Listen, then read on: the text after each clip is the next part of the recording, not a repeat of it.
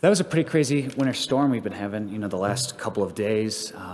Really crazy. And I don't know about you, but I had to cancel some family plans because of it. And though I was kind of sad I wasn't able to see some family members that I hadn't seen for quite a while, at the same time, I was happy to have just kind of nothing on my calendar for a day or so. Because things could be crazy, and I just was just so happy to kind of have nothing to do. For example, Thursday afternoon, as the snow started to come down, I was just so excited to kind of get a workout in undisturbed.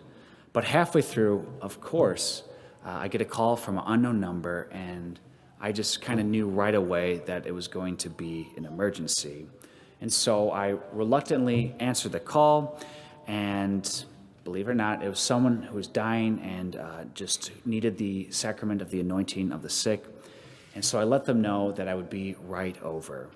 As I was driving over, I just began to kind of get myself in the right headspace, kind of shake off, my laziness, my stupor, and just be like, all right, this is a really good thing I'm doing.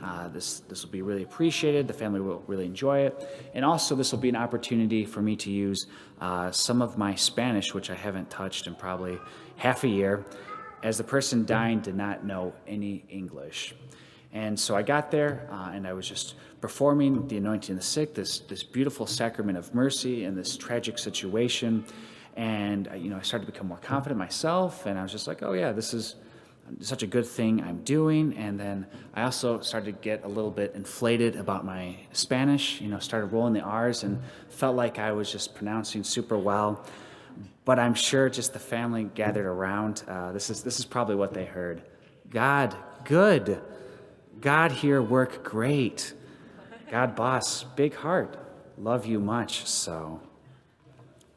Nevertheless, I just walked out feeling pretty good about myself, But as I left, the daughter told me that all her father had really longed for was the Eucharist, which I actually didn't bring with me.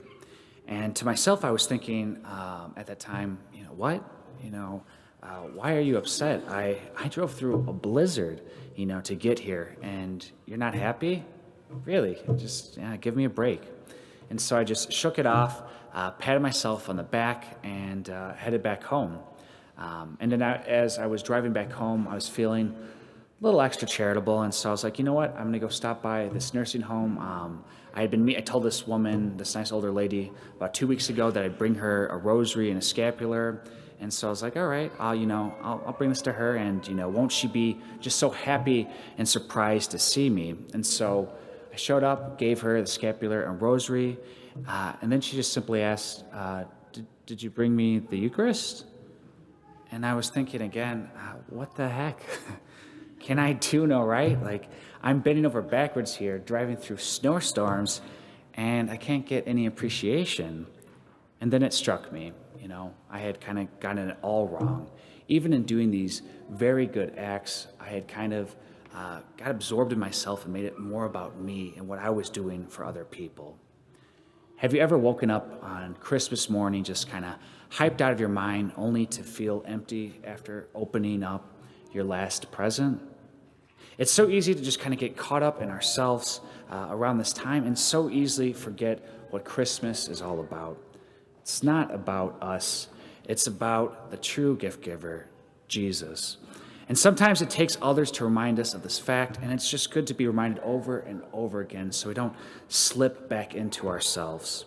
Praise be to God, I was reminded of this Thursday, reminded that my priesthood isn't about me, that I'm really not that special, and I'm just supposed to be a sign pointing to God. And so I'm just relieved now to just step away, stop talking, so we can all get to what we came for, Jesus, who not only made himself vulnerable being born a baby 2,000 years ago, but who makes himself vulnerable today on the altar by giving all of himself to us under the appearances of bread and wine. Merry Christmas and God bless.